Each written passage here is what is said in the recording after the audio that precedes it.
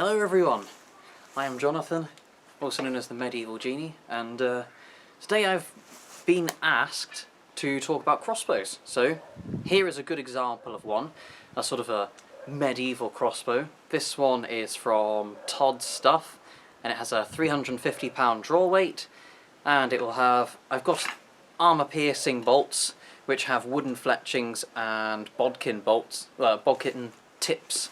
But these are pretty decent anyway. Same ash stave. They've got plastic sort of feathered fletchings, so they produce that same type of effect for a realistic kind of feather look whilst lasting a bit longer. And what are more like field points. These don't pierce as far, but they're just good as a sort of a demonstration of crossbows in an archery sense. Kind of like field points on modern archery bows. They're not designed so much for piercing and killing abilities, they're designed for shooting targets and training, kind of like what we're doing today. So I won't patronise you about what a crossbow is, but in terms of these sorts of medieval crossbows, it's important to bear in mind that, or at least an opinion that I've had, based on looking at evidence of various designs of things like swords, armour, crossbows, other items, it kind of feels like the best way to describe it is, compared to our modern era, those sorts of historical periods are more like a whole time period of bespoke items. So if we look at a comparison such as the modern British military, you'd have infantry, and they're assigned often with, if I remember correctly, SA-80 battle rifles. So you have something that's standardised.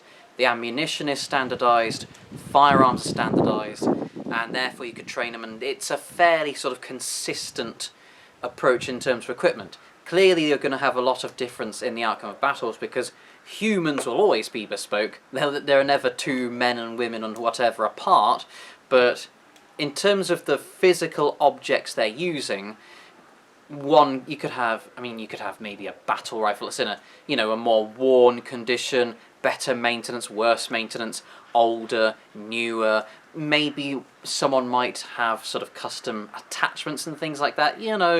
Obviously it's never going to be, I can never make a sweeping statement about all of everything, but broadly speaking, there's a lot of homogeneous equipment, similar sort of helmets, body armour, assault rifles, things like that. Whereas in a medieval period, it's not really so much like that. And I remember seeing sort of, at least in, I think, Renaissance, or no, it was around Mary Rose or something like that, or sort of stocks and lists of items, and they seem to have very broad descriptions. There'd be certain bows, and there might well be standards, in the same way as we have sort of benchmarks and things like the ISOs, which is the International Standardization Organization, so accounting for things like certain items of equipment, how far you can put them underwater, and different measures, impact resistance and things like that. You might have some sort of equivalent in standards where, in the medieval period there could well have been different standards for what would be a suitable crossbows and brigandine armour and helmets and things like that. But again, broadly speaking, you're talking about people like blacksmiths, bowyers, bladesmiths, and other such people making fairly bespoke items. So it's something to bear in mind that there's going to be a lot of variation in these sorts of items. Now, this bow, I've mentioned, is a 350-pound draw weight, so I'd call it sort of a mid-range in terms of, mid-range I suppose in a literal sense as well, but in terms of its power and slowness. So the weakest bows are more like your sort of hunting crossbows. There's even an extreme version, I think it's called the Chuko Nu or something like that, in China, which was like a repeating crossbow, but it turned out when people tried to recreate its design, every time they tried it, it seemed to always end up with a fairly low power in it. It was sort of a nice, quick-firing, but not so punchy crossbow. The medieval crossbows, I'm not aware of any repeating crossbows in that time period, but you do have hunting crossbows, which would be sort of wooden stave, wooden, I forgot what it's called, I think the prod? No, the bow. Anyway, the stave would be wood. You'd have the bow, which is made of wood. You have a foot stirrup, or perhaps not even that. You'd put your foot on the bow itself, put your foot in a stirrup, use your arms, pull, and then you can cock it onto the ring, and then you have this type of trigger to make it come loose and shoot. Now here's an important thing that we'll bear in mind later to do with the triggering system. More on that later. I'll try not to get ahead of myself.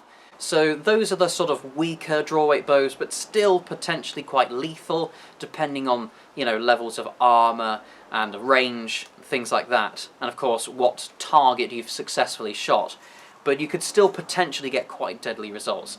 This mid-range bow, although there are others, you can have ones that are cocked by a sort of a... There's one with a belt hook, so that you're doing a similar action, except rather than using your arms to pull back, you're sort of using a belt hook as well, so it's attached to your belt, and then it hooks onto the bow, and then you're not only using your arms, but you can also use the sort of the lifting, that sort of core muscle in your body, a bit more to cock the bow, and it gets more powerful. Therefore, you can use a more powerful bow for the same human strength.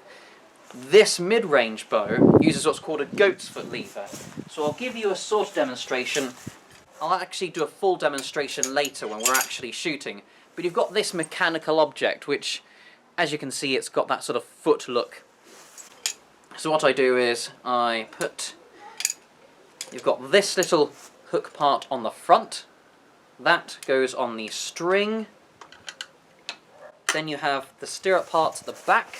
When I say the stirrup, here on the back of the crossbow, you see this sort of bit that looks like a bolt coming out the side. That is for this goat's foot to rest on. So I put the front hook on the string, and then put the rear hook on the stirrup.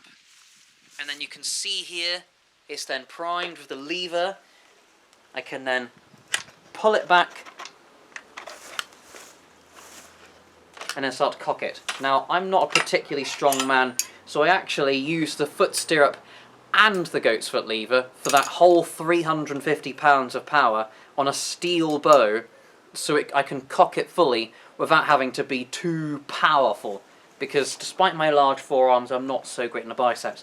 Anyway, I'll show it in action later on, and with the bolts that I've got. By the way, apologies if it looks a bit crap, this sort of quiver. I actually made it myself. But yes, so it cocks with that mechanism, so you can get, again, for the same strength of man, you can get a better result. The higher sort of powers of bows, I think in the Renaissance era you start to see the cranaquin, which is something with a mechanical lever and then, well, and a sort of, yeah, a mechanical action, and you sort of rotate it, and then that cranks it until it cocks the whole thing. I think in a medieval period, in that earlier time, I think you're more likely to see what's called a windlass. So that is like a winch and pulley system. So you would attach, you'd have a hook that you put onto the string, you'd then have a set of pulleys, and then even a child could span a sort of up to 1,000 pound draw weight bow. And then that means for the lack of breadth that you get, you can still get a very punchy bow. And that's an important thing to bear in mind. When I mention these draw weights and poundages, it doesn't quite so easily translate into raw power. Modern crossbows are slightly broader than some of these traditional crossbows, so you do get a bit more power for the same draw weight on those versions. It's unknown why these historical crossbows were so narrow. There are theories, but no one seems to have any conclusive evidence. Additionally, bows, as in standard hand bows, can get a lot more power in the shot for the same draw weight. So when I talk about something like a... Apologies. Anyway, dogs, it seems, are not afraid of crossbows. But that aside, so with hand bows, you can get a lot more power for the same draw weight. So when I talk about something like a 350 pound draw weight of crossbow that I've got here, that doesn't necessarily mean it's more powerful than something like, say, a 120 pound English longbow. It's the amount of strength in the draw that's required, but with science and in terms of acceleration and whatnot, it's sort of, when you're drawing for a longer span, that is more time for that power to come into the arrow and shoot outwards. Whereas with a crossbow, you've got a lot less span, this sort of distance here, for it to accelerate the shot, which is why you need a more powerful bow on a crossbow for the same power of shot than you do on something like an English longbow. That's an important thing to bear in mind. But yes, so this isn't a windlass powered crossbow, this isn't a simple hand draw crossbow, it's a mid-range, good sort of Goldilocks porridge of crossbows, we'll say. And yeah, so now we'll go on to its triggering system. So you might notice, compared to a modern crossbow or a firearm, it doesn't have your stereotypical trigger and the sort of trigger discipline you might have on those items. It actually works in a different mechanism where you squeeze the lever into the actual stock. You'll see here, this whole bar of metal here is the trigger. So then I squeeze that, and it allows this nut to roll freely. And then with the nut, you can get versions made of wood, horn, other materials. This one is made of steel, which I like, and you'll see, I think with this gap, I think you can get the bolt right back into it, but it basically holds a string, and of course it's holding it with a lot of force, and as soon as you pull the trigger and it lets it go, it is allowed to move. One note about using crossbows of a historical kind like this, it's been recommended to me that you don't just squeeze the trigger and then immediately let go, because there's a lot of force that was trying to push its way through. So a good idea for durability of a crossbow is to squeeze the trigger and let that nut roll for a bit until it settles, and then you can let go of the trigger. Because if you let go while it's still trying to aggressively spin, with all that power that's trying to push its way through, it might sort of catch and gradually wear away the trigger system. Good bit of information for people who wish to use these and keep them working. It's a nice way to use your crossbow sensibly, rather than having it last fewer shots before you need to start fixing it mechanically. And these can be a bit complex, but if you treat them well, they can last a long time. Now, I've probably spoken enough about how these items work without showing you. You'll probably want me to do a bit of a demonstration, so let me do a few test shots. I've got a target which has an ordinary straw target, a hamper bag from my workplace, and an old piece of clothing I modified as armour many years ago. And that's because this crossbow is so powerful that it will punch almost completely through the target if I don't have those extra layers in front. Kind of tells you about how much punch this has got. Now firstly, I like to have the trigger slightly forwards. This is just a personal preference, and then it sort of locks itself in place. I find it's nice and easy compared to trying to jump the string over there. So I put my foot in the stirrup, that just helps me, then I can use my body weight just like if I'm pulling the string by hand. And then put the lever, got the top hook on the top, bottom on the bottom. I've also got the actual stock braced against my waist, and then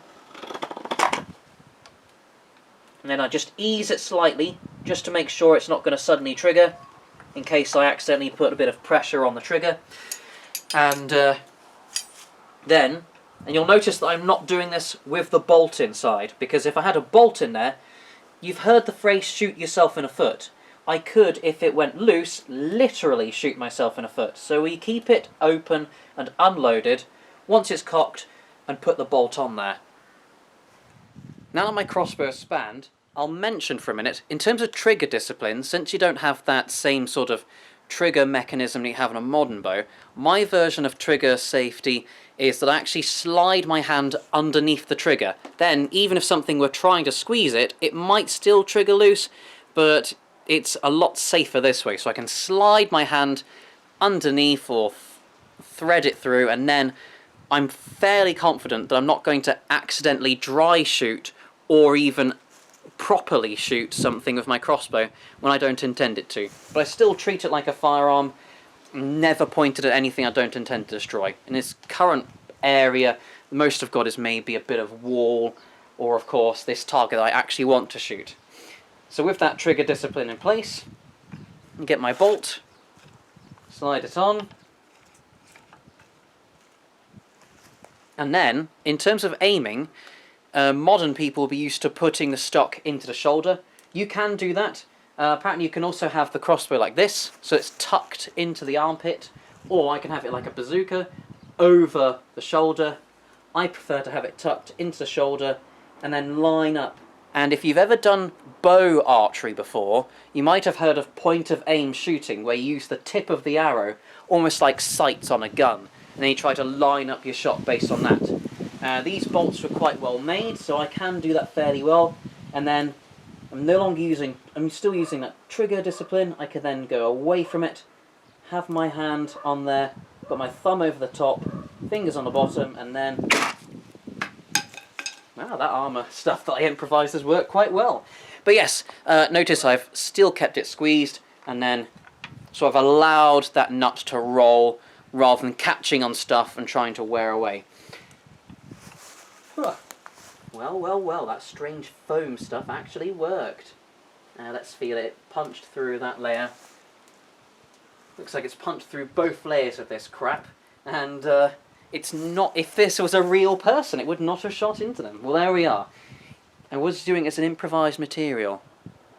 So although the next shot, this angle might help you see some different things, but we're going through the same process.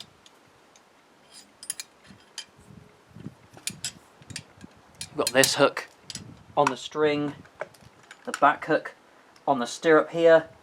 I use the lever, got it into my body, and then, you know, I'll do it without having the thing part rolled. Nope, bad idea. So there, that was not wanting to cock on, it was just pulling back slightly, so I'll roll it forward slightly. Do it the old way that I am doing it. Here we are. Locks in place. Ease it in. I'm confident that's not going to dry shoot. And there we are. Spanned crossbow. Then, same as before, I take a bolt, pop it on the crossbow, bit of trigger discipline, and I know I'm fairly safe. I'll aim for the same spot I did before. That's better. Had some distance to accelerate. Let's go for walkies.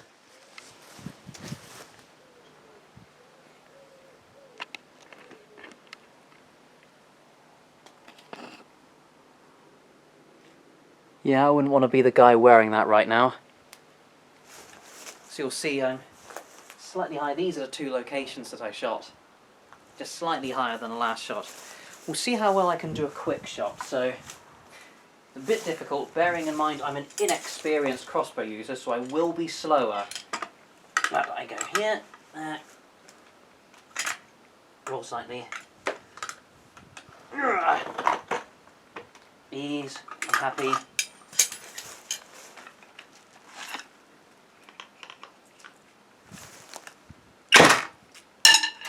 Yeah, not enough distance to accelerate. Halfway between the first shot and the second. Right. Interesting. So there's a little bit of information. Having that extra distance to accelerate makes for a slightly more powerful shot than literally point blank. Satisfied. I'll step back. This will make for a more powerful shot.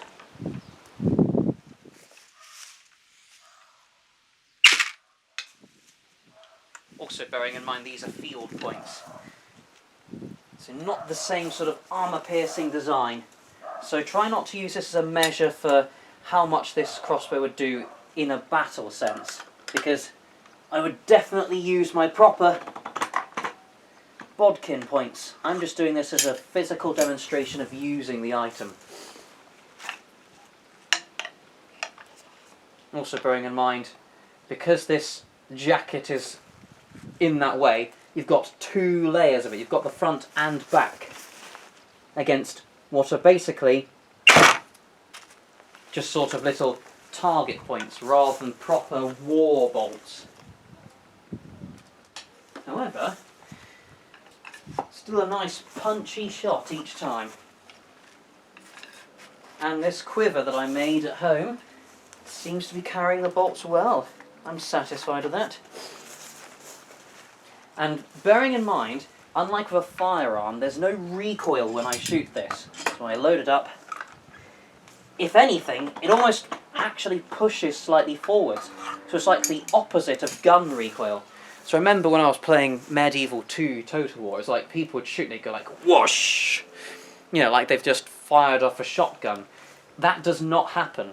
The jolt that I feel is not backwards, it's more like a bit like torque when you're running an engine, like a Dremel. It's that kind of, there's a slight jolt fairly in the spot rather than any proper sort of recoil. And that's quite handy. When it rolled the nut, it's ended up perfectly in a spot where I want it for a next load. I can feel ways in which I might be able to speed up the shots if I practice this long enough. Like just how far to draw and how the wheel is going. Oh, that did not shoot into the jacket. And you can see it's going not into, but, well, fairly into the target. And if that didn't have the hamper bag there as an extra layer of padding, bearing in mind again, double layers, it'd probably go through almost. Remember the first time I shot one of these, and yeah, it went right, bearing in mind I was at a further distance, I was shooting down more of a proper range distance, and it was still right up to the fletchings, and I had to sort of, instead of pull out, I had to pull the bolt through the target to preserve the fletchings. Shit. Speaking of which, it's just happened. I'll give you a close-up of that one. So we have this one here. So that's gone a fair few inches into the target. Let's see if I can do this one-handed. So it's where my thumb is. So a few inches of piercing. Obviously you wouldn't want to be on the receiving end on that. This, on the other hand, is, yeah.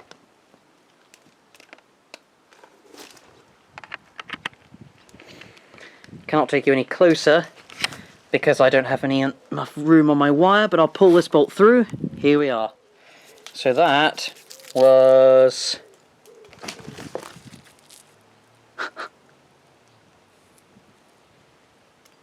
almost a forearm's length of penetration. That's...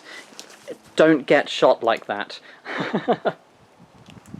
Now I do have the means to actually use this sort of stuff against sort of mail or chainmail armor, and I do mean the riveted version, not the butted version like in my very first video back when I was a 16-year-old kid. But the problem is it does take time and money, so if I was making enough money on Patreon, I would by all means do videos testing, maybe not my longbow because it's a low draw weight, but something like this against chainmail armour, and see how well it does at various ranges and with different levels of things like padding.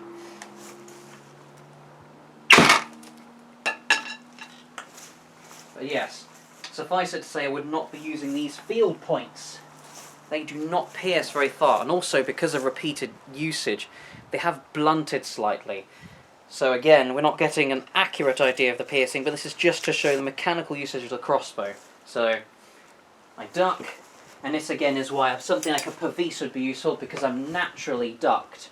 So with this low line, I could then have a shield that's just up to maybe my shoulders, lean down. I am now invulnerable to shots behind my shield that's planted in the ground, or other such defence.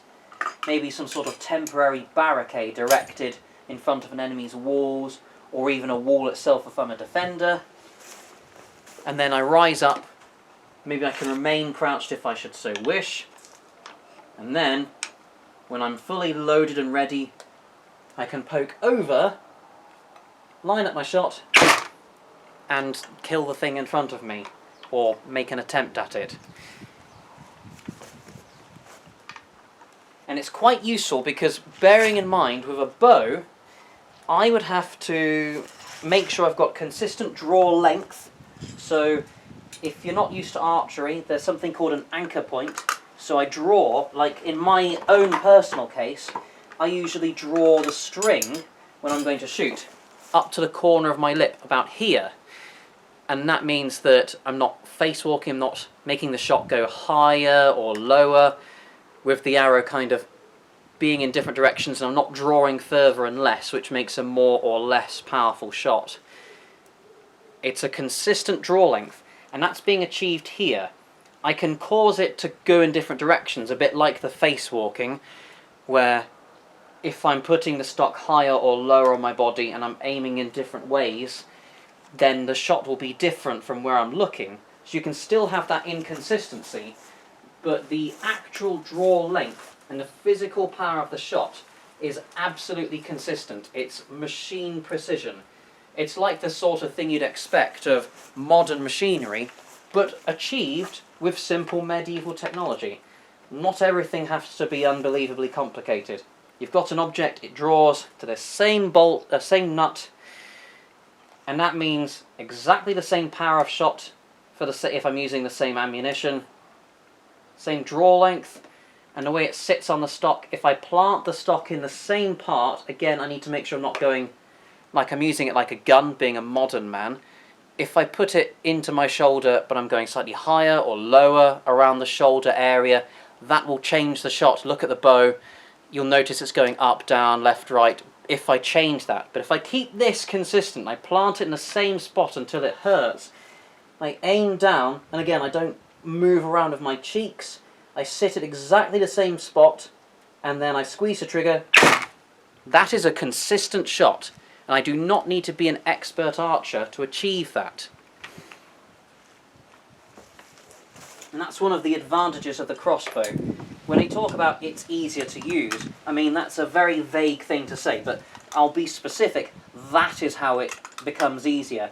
I've got a mechanical object. Once I understand basic kind of workplace training, how do I use a crossbow, which I'm showing you here and now, so that's pretty easy. You can do that in an afternoon.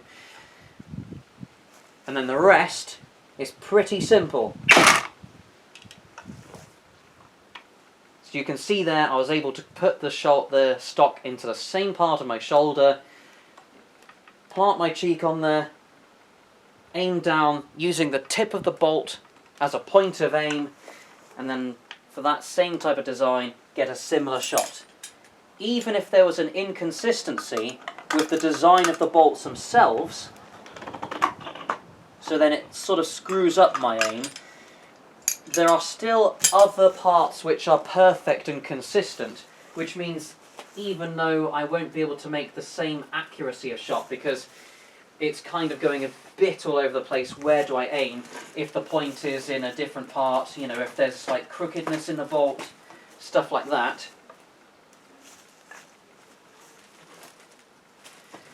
All those factors, at least I'll have fewer things going askew if I at least have the same power of bow and the same draw length.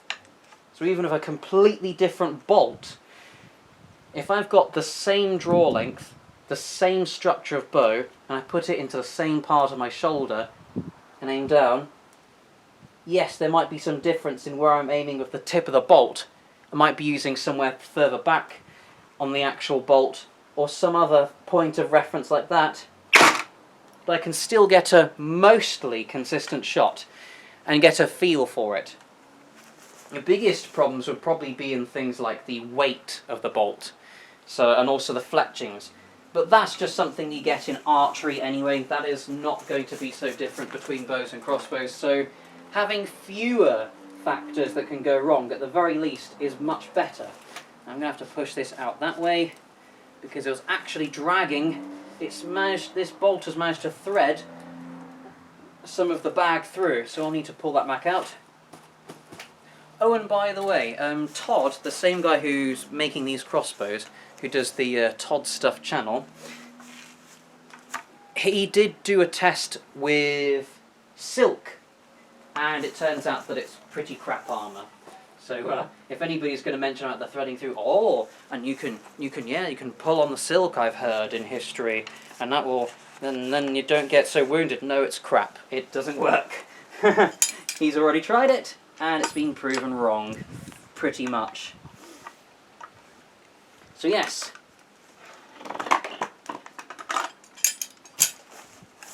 Quick load, and don't have to look behind me, I can just feel for the bolt. Another note about bows compared to crossbows.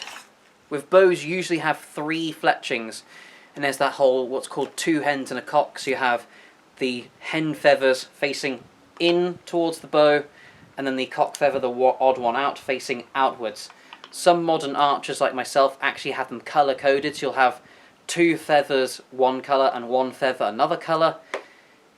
With a crossbow bolt like this, it's symmetrical, so you don't have to use any kind of feats of dexterity or any precision to have it loaded the correct way in or out. These bolts can be used either way up. As long as you've got, all you need to do is just get the feathers lying flat and then just let it fly. So again, that's something that can be helpful if you're an inexperienced user. Truth be told, any archer who's taken as much as a day or two's worth of training will know not to break that 2 hens and a cock rule, but it's just, again, another factor where you don't have to concentrate in the middle of a fight. How are you going to set it all up when you're drawing and shooting? You just put it with the feathers lying flat, let it shoot. Very easy stuff. So, I hope that was interesting to you. This was at the request of a user, so bear in mind, wish granted. If you have such wishes, I will grant them as well, if I can. And there's no other strange factor in the way. If you want something more in-depth, like testing proper armour-piercing bolts that I've got instead of these against armour, I will probably require additional funding on Patreon. But apart from that, within reasonable requests, I can do these sorts of things for you. So I hope it was entertaining, and I hope you learnt something. Ta-ra for now.